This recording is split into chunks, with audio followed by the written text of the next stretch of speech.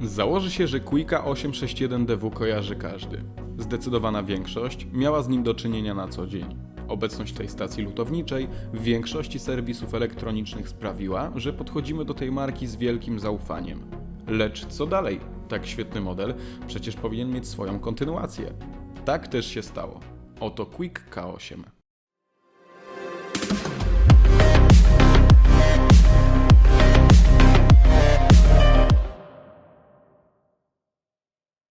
Zaczynając od samego początku, wygląd zewnętrzny stacji do złudzenia przypomina 861DW. I powie tak każdy. Zachowanie kroju poprzednika potwierdza fakt kontynuacji sławnego modelu. Ułożenie przycisków czy wyświetlacza pozostaje niezmienne. Został zmieniony kolor stacji, co wyszło na plus. Moc, którą dysponuje stacja, to 1000 W.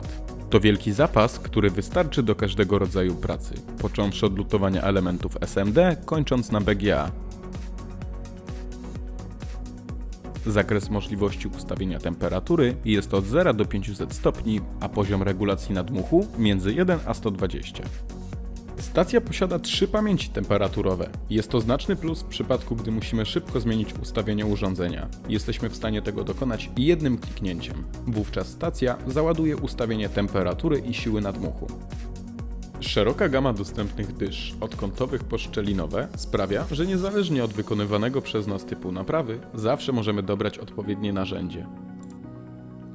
Warto dodać, że stacja posiada zabezpieczenie przed przegrzaniem elementu grzejnego, system automatycznego chłodzenia. Stacja zmniejsza ustawienie temperatury do 100 stopni, a zwiększa przepływ powietrza. Warto dodać, że nie robi tego gwałtownie, tylko jednostajnie i miarowo, przedłużając tym samym żywotność naszej grzałki.